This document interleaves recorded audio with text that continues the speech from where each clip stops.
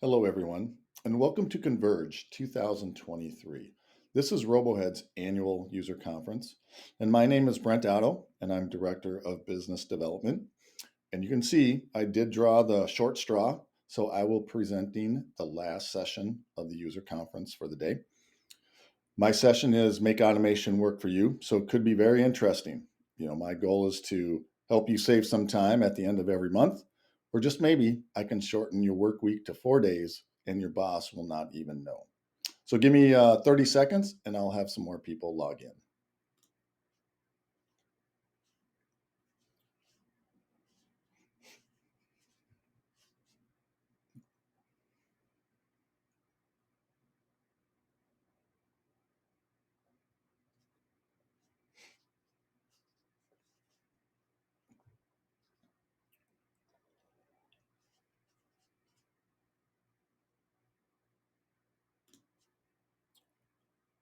All right, why don't we go ahead and get started with Make Automation Work for You. But first, I just have a few housekeeping items. So during the session, please use the chat to ask questions and engage. My team will be standing by to answer all questions, even while I talk. And then, yeah, if you want more entries to win prizes, please provide a review on G2. See the link in the lobby info desk. And recordings will be available after this session of all of sessions as well, just simply under the agenda tab on the homepage. So what will we be covering? So I want to first cover all of our standard automations, just so you're utilizing them, because we have some very good automations that involve dependencies, project templates, reports, and even our notifications. But then I want to jump to what I call go-to automations.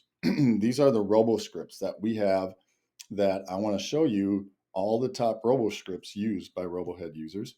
Some of those will include automating the collection of stakeholder feedback and then sending kudos to a teammate.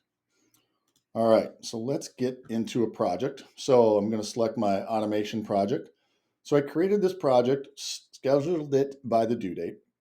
So you can see the first task is overdue, so I'm sure Kathy's just thrilled. But what's nice with these dependencies, I can move this task, so Kathy can have till the end of today to get it done. But RoboHead will recognize that, hey, I moved one task that affected two others, and now I can have RoboHead go ahead and fix it. So now you can see that it's not red, and then these are not yellow, which meant they were being held up. So let's keep pretending that Kathy got that project done, so she marks it complete. It should turn dark blue, and now these are light blue. Now, with the dependencies, Lee and Jim would have automatically been notified that Kathy's done with her project brief, so they could go ahead and get started writing and designing the project. Those notifications that I'm talking about are right here under your profile. So make sure you go through and look at the notification preferences. There's over 100.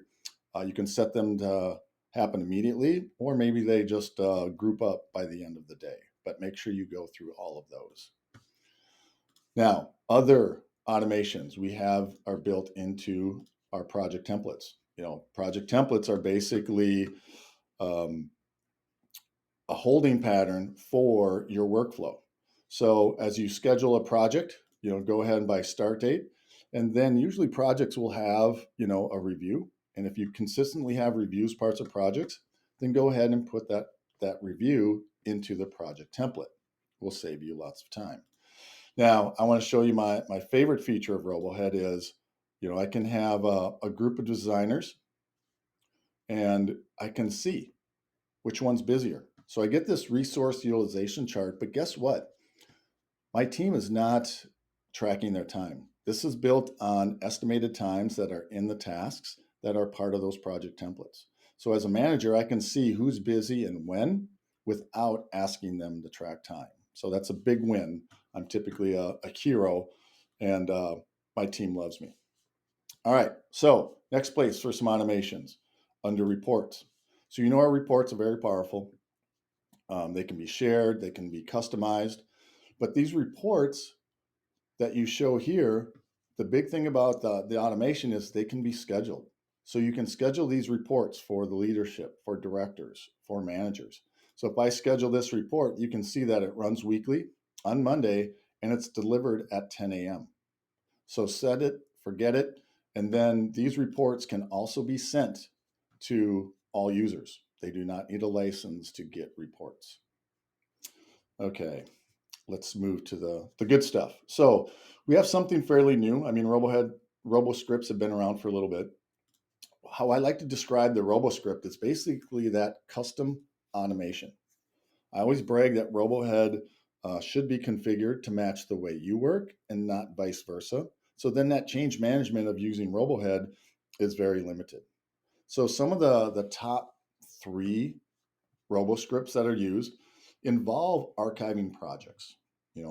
It's a best practice in RoboHead to archive that project, because when you archive that project, it takes it off everybody's plate. It's done, it's finished, so you don't have to worry about it. So a couple RoboScripts. One is, when project is marked complete, archive that project. So it's going to save a step, but then you don't have to remember it either. So if we take a look at something like that, it simply is, a when statement. So when the status changes to complete, go ahead and archive that project. Okay. Similar scenario, but maybe you have a list of tasks, and those tasks, that last one is all about cleanup and finished. So you could even say that last task is complete, can archive that project, and then even mark your project complete. So it depends where you want to do that in your steps, but you can go as early as that last project. And then same analogy for campaigns or events. When that usually a campaign will have multiple projects. So when that campaign is finished or completed, it can archive all projects within that campaign. The next one, so you can set all tasks and reviews to complete and approved.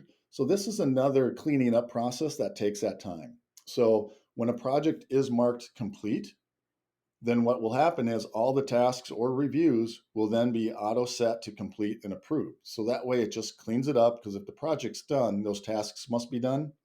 I know that you ask your teammates to mark their tasks complete, but sometimes they are forgotten. So just do a nice cleanup and go ahead and automate that cleanup.